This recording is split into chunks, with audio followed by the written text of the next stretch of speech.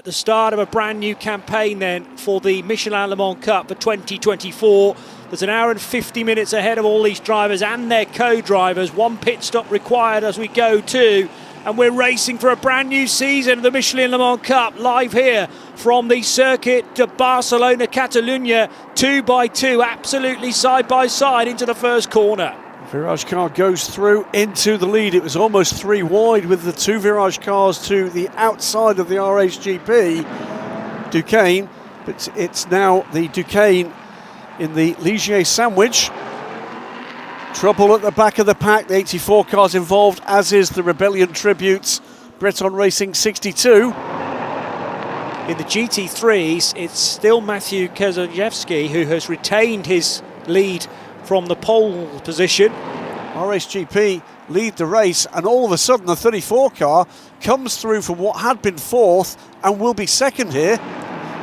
And this is all kicking trouble off. For the other Virage car as a result of that tussle. Oscar Bitar off the road as well. I'm still trying to work out precisely where Jamie Falvey has ended up. Yeah, left rear. Hearing from Steph, there may be a problem there. We are under safety car now. Falvey is out the car. Yeah. And that looks done. Here is the RSGP car in from the lead. That hands over the lead to Jens Müller in the high-class racing car. He's...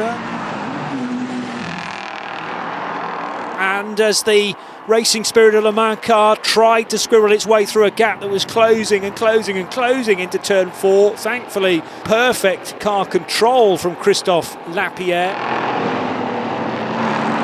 And Noble going for the move on the CD Sport car, not going to quite pull it off, or might do through the next sequence of corners. Oof. And a hip and shoulder to add. Let's check out what this race has offered.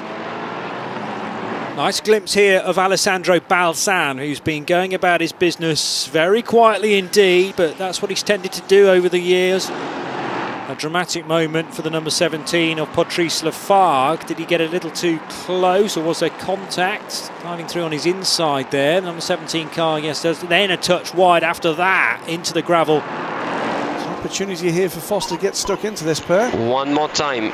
It's a double yellow flag at turn 14. You have to be ready to stop at any time. I think Gwen's point there was that these two are still... He's done it. He's got it. He's got it, but in the green flag area, and the problem was they didn't back out at all or show any inkling that they might do that. However... That was a great move from Tommy Foster. Safety car deployed. Here's the safety car. That's what I was wondering. Would it be a full course yellow? Would it be a safety car? And this is the reaction. Fran Reda in the Kessel Racing number 74, keeping a watchful eye on the red and yellow Ferrari number 88 of Riccardo Agostini, who takes a slightly different line into turn 1, only about half a second away from his best. And Tommy Foster coming down the hill into turn 14 then, with the clock now at 0. Checkered flag being displayed for Tommy Foster of High Class Racing. Jens Müller taking victory as well, and that is Jens' reaction to it. Yes, he screamed. Here comes Alessandro Balsan to bring home the number 51 AF Corsa Ferrari. It's going to be a win for the 51 from the 74 from Kessel Racing. Fran Reda crosses the line, and it will be a Ferrari 1-2-3 with Riccardo Agostini. 58 laps completed by High Class Racing, and winning by 7.3 seconds over the RHGP duo. Then into Europole competition ahead of 2 Cool Racing cars, finished by Adrien Closmenil and David Drew. Team Tour make the top 6 for Colin Noble and Auden Gudmundsson, ahead of Rinaldi Racing's Daniel Kylvitz and Wayne Boyd, who lost a bit of ground actually to Kylvitz in the closing stages.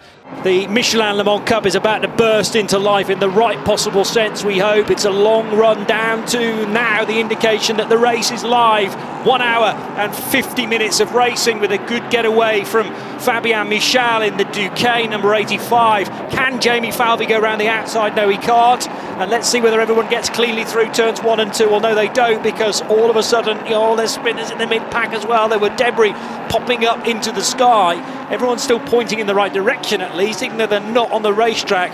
And the top three remain in the same order. So it's Michel for RH GP, it's Falvi for Team Virage in the yellow, black and orange, and then the Cool Racing colours of Adrian Schiller, 1 or 2 out wide again, and there is a spinner this time in the middle of turns 3, 4 and 5.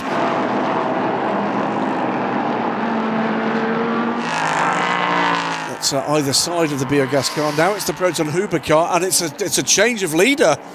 But there's another wiggle there through the same turn, and it's a change of lead. It's gone the way of Jamie Falvey, and he's done that beautifully in traffic. Superb. Well, now that's the 85 car, isn't it? Oh dear. The 85 car's race is going from bad to worse, and was that involved in some contact as Fabien Michel desperately tries to spin it into the right direction. It's taken again some advertising hoarding with it, but how on earth did it end up there? Over the curb, spat it towards the inside.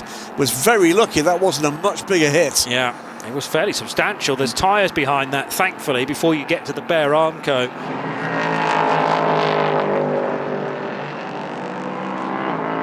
Oh, and there's another hit. And that's the 6 A&S car, isn't it? Again, yeah. this RSGP stop now. Fabien Michel, remember that will be 173 seconds for that car. We're about to see how quick Celia Martin has been since she got the note that the penalty was coming. Vanguard getting aboard the car. 10 seconds to be added here. This is going to be really, really close, Johnny. Reality that David Drew is now ahead of Minea Stefan. 97 leads the 44 by pretty much 2 seconds, albeit a thousandth. From Juan and Adrian David. Here we go. Now that may be the moment. Adrian David up the inside of Alexandre Cugnot, and remember that David had tried that, was it the previous lap or the one before? How close do you want to be as you cross the line there? That is Marius Fossar. I did mention his name earlier on for Racing Spirit of Le Mans, trying to go around the outside of Klossmanil, and Fossar in the black and gold gets the place, but then can't really control the car on the exit of the Verreries. He's still got his foot in fairness, but won't have the inside line now for Virage L'Hotel. And on the inside goes the Reiter car, the 50 car of Miklesh Born.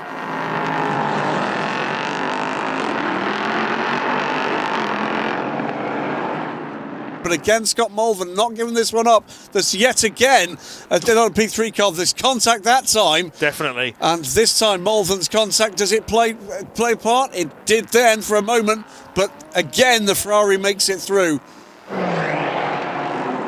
And for the first time in a long time, it's the duo with Cool Racing, David Drew and Adrian Schiller, who will cross the line as the winners in the second race of the season for the Michelin Le Mans Cup. Of course, as Alessandro Balzan has come home as the winner in GT3. Confirmation then that after 56 laps, it's a win, and a win by 6.7 seconds for Cool Racing over Team Virage for Minea Stefan and his teammates Jamie Falvey. Third position to RHGP, Adrian David, and starting driver Fabien Michel. And then M Racing, Team Tour, High Class Racing, ran across the line to see the checkered flag almost as quickly as I've reeled off the names. They drop the hammer, away we go. Some very ambitious starting behind. You may not pass before the start-finish line. It is the pole sitter that leads. Adrian Keeler under pressure from Steve Parrow in the Rinaldi racing car, the white car with the red highlights. And through go the leaders, and now we just try and count them all through on the exit of the chicane, because there will be a variety of different escape routes being used. Kratz going to the lead. He's already cut through on the 87 car, looking to get by the 97 for the lead here. Does so. He's going to end up braking, and through two into third place goes Orla Gudmundsson. Yes, and Torsten Kratz nearly outbraked himself into the first chicane to go ahead of the race of the pole sitter James Sweetnam. And 77, the white car with the blue highlights, that's the Icelandic colours of Tor Gudmundsson. And on the bouncing around on the grass or on the runoff area, that's the M Racing car of Alex Cugnot. Side by side between the M Racing car of Alexander Cugnot and Felipe Laza in the Rinaldi Racing number 71 car. There's going to be a lot of that. This is very, very busy. The opening laps of both races last year were really fraught in LMP3. These cars are so close in performance. And Felipe Lazer looking for second place. He's on the inside with that bright blue nose. He's going to take second place away before they get onto the brake pedal. He does. Look how close that was. There was contact there, the battle for second. 3 wide on the run down to the first chicane. Goodmanson on the outside, the white car, that's 77. 13 picks up 2 places. Can he get it stopped? He does. The leader is not steaming around at close to racing pace to get to the safety car because they're in a slow zone. That does not look like he's gone off on his own fluid. Well, there are 26 minutes remaining, so we are halfway through the race, time-wise, really, aren't we? Torsten Kratz all over the back, Leonard Weiss rather, in the red and white car, all over the back of the very slow number 3 DKR car of Ye Pen Chang. That car there may well have overhauled the GT3 cars in front of him. It's red flag. That's that is big a impact. Substantial debris field. He's okay, he's okay. Well, that's the only thing that matters. First for the 22 WTM by Rinaldi racing car.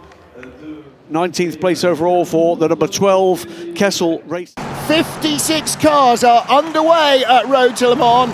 Tony Wells already trying to insinuate himself through the front row. He's on the inside, the white car with the blue nose. Alongside him is Torsten Kratz. Contact between the 2 front second row starters. Kratz has a big lockup. And the marshals immediately saying we're going to need a lift and tow, and that means the safety car will greet them. Beautifully judged, high-class racing, no answer to that one, and if anything, Torsten Kratz is closing in on the second place car, side by side. Change for fourth, the Team Virage car, Ricardo Gracia-Filo, just jumped Horst Felbermeyer down into Mulsanne corner, obviously got a very good run.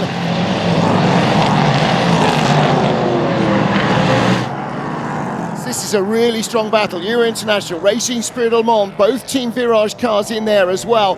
And they're trying to chase down Horst Felbermeyer, who's in 5th position. Contact in the battle for 6th.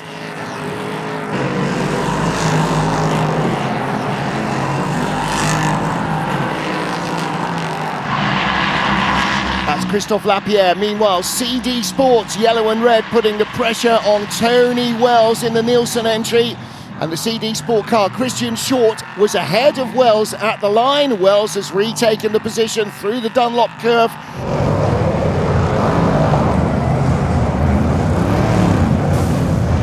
Lorcan Hannafin, second for Blackthorn and leading GT3 now. And Clement Moreno for ANS. Then Kessel Racing's. Yeah, behind with the yellow nose is the next LMP3 car. That's Team Virage. That's been driven by Jacek Zielnaka, and then Tommy Foster for high class. Car number 20 right behind. He's got up the inside here. Looks like he's got the run on the Duquesne. Can he do it? He's got the right line for the first chicane. I think he's done it, you know. Okay, so the 85 goes over the curbs, finally had to surrender that a little too late, Adrian David, but comes back on just ahead of the number 22 car of Leonard Weiss.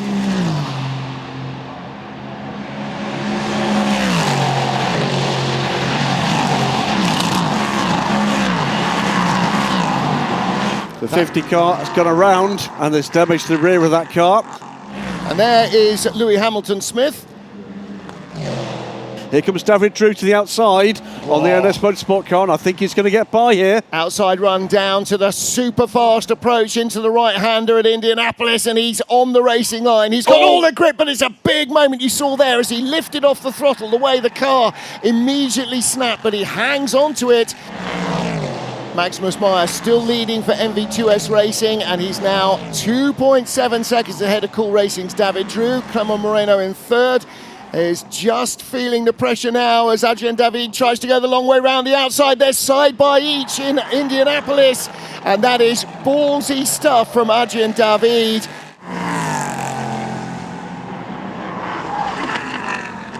Max Meyer is leaning way. Calm. It's the last lap. The checkered flag is being unfurled, and Maximus Meyer is doing his very best to throw it away. will be the first man to the checkered flag. He manages not to throw it off in the final 100 metres. That's a lap down. GT3 goes to Blackthorn Aston Martin as Lorcan Hannafin takes the checkered flag. We are about to go racing for the fifth time this year, for the Michelin Le Mans Cup. We get underway now. Oh, and there's a car that has not got away at all well in the mid-pack, and now a collision right at the front. RHGP involved, CD Sport involved. Everybody involved. Nielsen involved, Team Tour involved. Carnage at the back, and we've got a clash there between two of the Ferraris and that spun.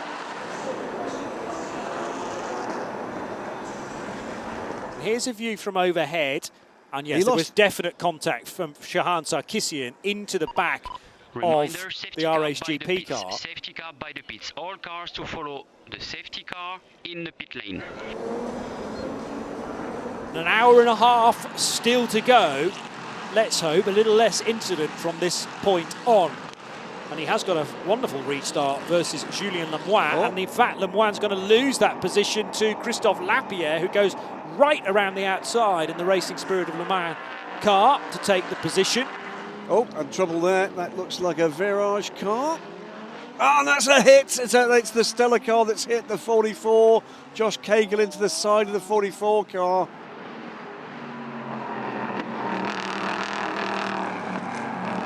The point of interest, we start side by side here.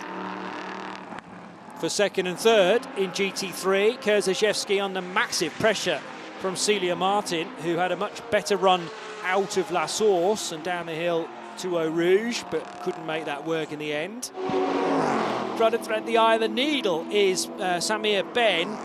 Might be on the cusp of a penalty, but still willing to put the car in some hairy spots in order to retain this on-the-road race lead.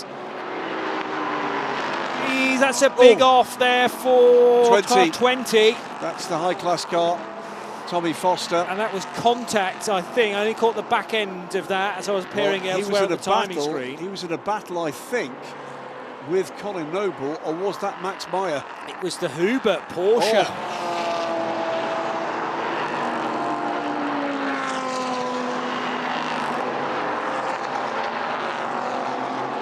Left-hand change of direction from Tommy Foster. This is Fossar, Marius Fossar on Cuneo for what will, we think, become the race lead. But of course Fossar's got to do a drive-through penalty yet as well. And Cuneo, what's he going to do here? Surely not going to go for the overtake. Inside, further back, change for second as the 67 car almost went to the pit lane, and Cuneo is going to win on the road to firmly cement the victory for car number 13 and M Racing for Romano Ricci.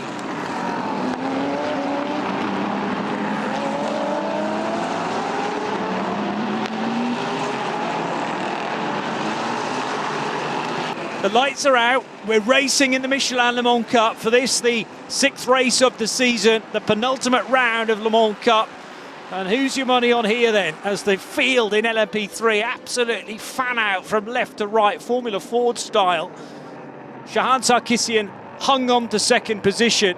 The GT3's now looking to get through cleanly, as well as the 2AF Corsa Ferraris are side by side. So GT3 field still bottled up behind the number 58. The flash of the lights from Andrew Bentley, but the problem is, even using the tow, as now the Aston Martin will go level again with Nick Jones, so James Swift in the first of the Blackthorn cars. How late can he brake around the outside? Now, earlier on in the day, this outside line at San Donato just did not work at all. I think it's going to be much better now that grip is there. Down the inside at Luco, the second corner, and through will go the Aston Martin. There's a spin, though, for Georgios Kolovos again. There may well have been another car involved. It's coming out of Poggio Secco, which is turn 3 on the racetrack. Oh, he is in trouble. Hasn't reached the end of the, well, the final sector now, yeah, we can see, but the 29 car equally is not being shown has completed the second sector either. So did he miss the beam at the end of the second sector? Has he gone so far wide out of Pelagio corner that he's not actually triggered to be in the third sector yet. This is, unless he can get that started, we're going to get an intervention here. Almost certainly, because the pit lane is blocked now. Trouble for the 59 car. Oscar Bitar, now he was one of 4 cars circulating at very close quarters. Is that a wheel or a tyre that's come loose from a car as well, rather than a tyre wall? Remember, he was pursuing, 3 other cars. Oh, there was a moment just ahead of him, and in reaction, I think, Oscar Bitar's left the track at high speed and slammed into the tyre wall. It's a tyre from It is a tyre from the tyre wall. Fred Jousset now to the outside. Door mirrors kissed there between the Ferrari of Kessel and the other Ferrari of Kessel and the Blackthorn Aston Martin. Of course it is. Here we go.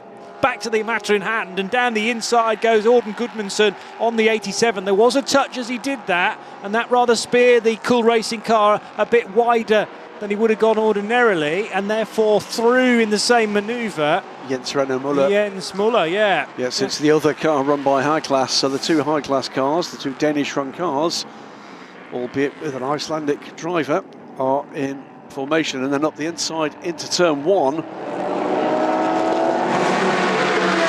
Lamborghini is going by the Audi, and the Audi under pressure on the inside and can't go where he'd like to be with, is that the race leader? It is the race leader. Yeah. And the but Audi he still remains, keeps the place. Yeah, the Audi is not past. These 2 cars running with effectively the same engine, the 5.2 litre V10 in the middle of the Audi and the Lamborghini. There's contact right in the middle of Biondetti, and this was my fear with that very quick chicane between the Aston Martin and Andrew Gilbert's Kessel Racing Ferrari.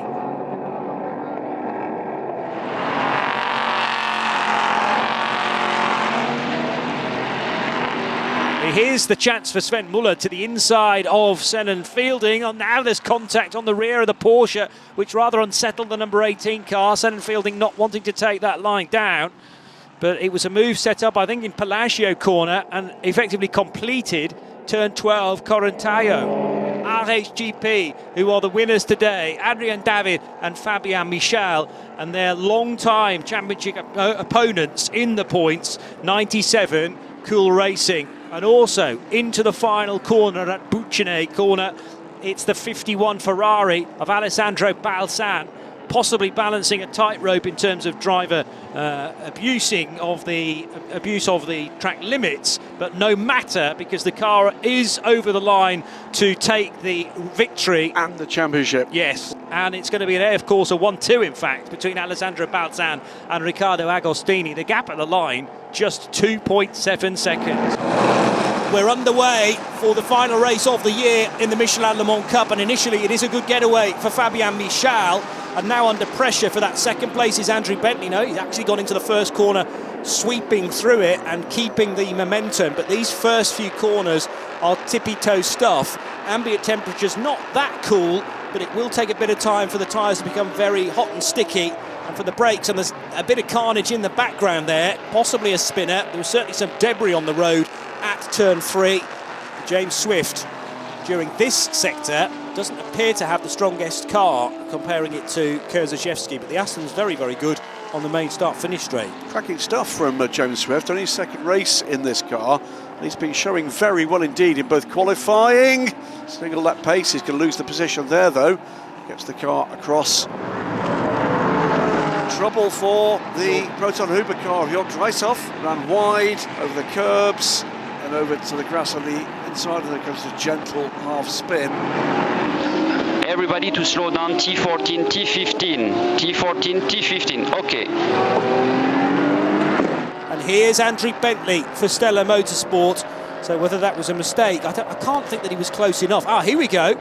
And we go safety car, but this is the replay of Andrew Bentley taking the race lead. David to the inside line, as now there's a hip and shoulder check between the Team Tour entry, which, hit onto the Porsche of Sven Muller. And that was the pincer movement between the 7 on one side and the 77 on the other. So Wayne Boyd and Colin Noble made no room for the Porsche, and that Porsche's now almost losing its front right fender. It's hanging on by a thin wire. The 97 car of Adrian Schiller is going to be given a 10-second time penalty to the race and 1 point on the licence. It's slipped to 6th at the moment. Is that going to mean that it doesn't actually finish in the top 10? 3, 2, 1. Full Cosilo is now removed. And it also means that this dream situation of Auden Gudmundsson's final race could be a win in the Michelin Le Mans Cup. What a way to go out. But however, Wayne Boyd is desperate to try and stop that happening and will draw level with Colin Noble as they head down the start and finish straight. It's been a better start for the Ulsterman. Can he outbrake the Scot into turn 1? No, Colin Noble's not going to allow that to happen. With Alessandro Balzan in the lead now of GT3. Because Jusset wanted the inside line, but there was an LMP3 car there, so swooping around the outside went Balzan. It is the 99 car has now had a spin coming out of turn 3, which is the more motorsport entry, and not a good place for that car to have stalled. Full Cosilo is deployed. But it is a win for Team Tour for Auden Gudmundsson and Colin Noble. David Drew will take the flag and claim the prize. That's the GT3 winner coming across the line. Taken that long to get across the line. So it is a 1-2 for AF Corse.